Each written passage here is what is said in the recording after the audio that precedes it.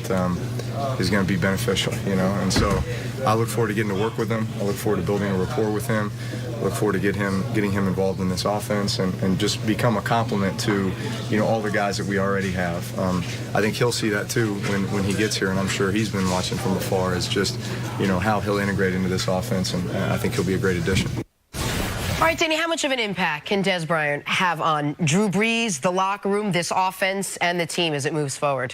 He's going to make a big impact, I think. And I can't understand for the life of me how anybody would see this as a bad move or a questionable move. I think it's a no-brainer. I think you have a player who, yes, his numbers have declined. Clearly, he's not the same caliber as he was 4 or 5 years ago.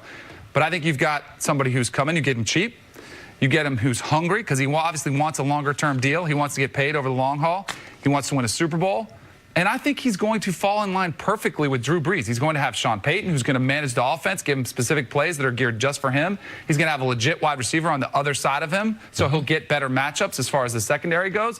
I don't see any risk, and I see only upside. The question is how much upside, but I think they'll find ways to get him the ball, specifically in the red zone early, because of the height and mismatches you're going to have on the outside. The only thing I disagree with you, and I'm just going to pull back the enthusiasm on, I don't know if Dez Bryant wants to win a championship. All wide receivers, we all say it.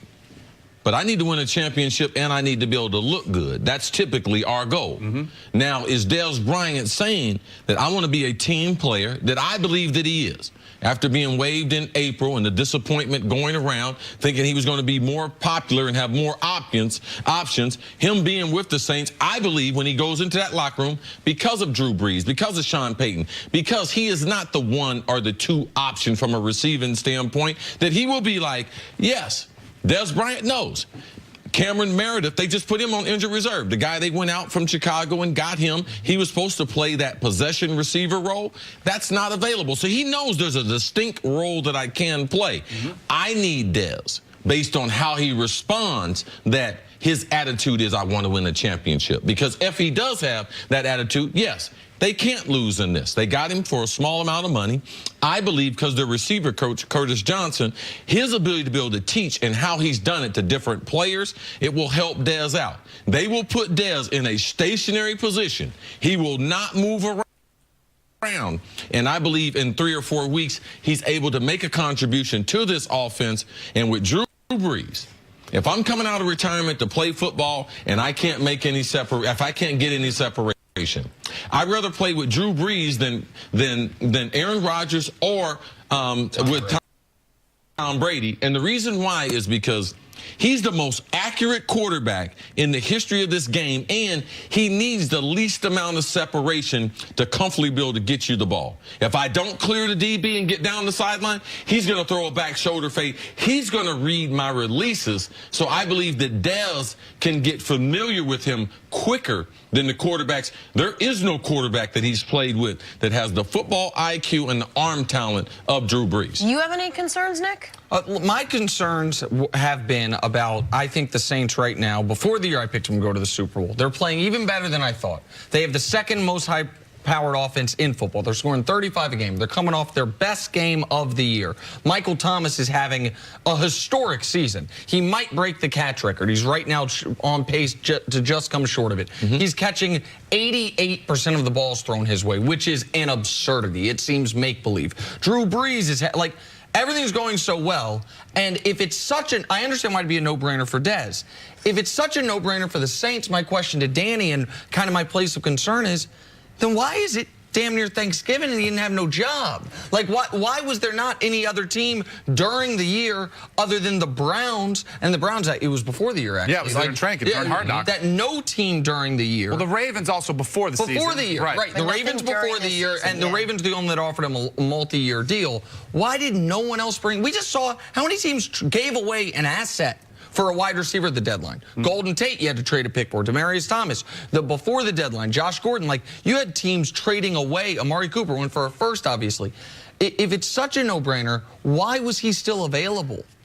my hunch would be, I don't know this from the inside, but I would say it comes down to the paper. I think he's probably had interest. I think he's had his agent call around. Yes. And I think he probably had offers from other teams that he felt like, it's not really worth it for me. Like, he's in a position where he's hadn't made enough money, and I think that's why this was such the perfect spot.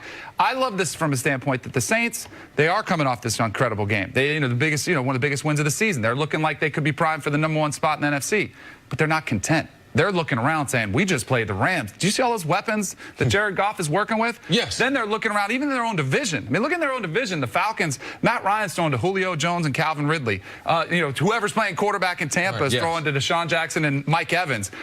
Cam Newton, his receiving core isn't as good, but he's got Christian McCaffrey and they Greg spent Olsen. a lot of picks on Curtis Samuel, DJ Moore. Yes. Got him weapons. So I think they're looking at this and they're saying, yeah, we're good and things are really good, but look at the way the league is evolving. And even bigger picture, if we want to win a Super Bowl, how are we going to go toe-to-toe with the Chiefs and the Patriots? So I think this is we're good. We're not going to be content. And look, even again in the division, look at the moves that have been made.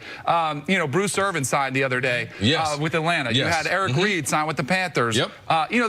People are making moves, which I love. I think it's great for the NFL that teams are sitting there saying, no, we're good, but we want to get better. That's where I think it helps. And one thing, Nick, you looked at the Rams game, and the Rams did something unique with Wade Phillips, a lot like Belichick does in New England. If you only have two guys that are your primary pass catchers, you can double both of them, play zero coverage on the rest of them. They doubled Kamara and Thomas at spots in that game and played zero coverage, no help on the other options. But the other options are Benjamin Watson, who came in the league in 2000. Yeah, he's just 3 months younger than me. I mean, in 2003, and then and also the other one, Traquan Smith, a rookie who has 12 catches on the year. Real quick before you go, you obviously played quarterback in the league.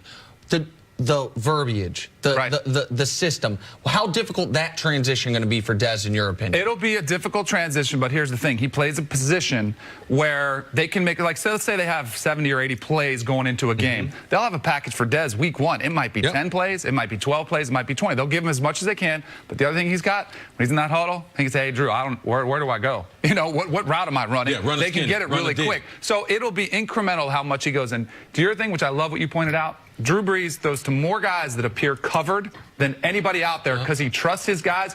Dez Bryant's going to get his opportunity with some 50-50 balls where it's up there, and it's going to be only where he can catch it or nobody else. And I think Dez comes down with him.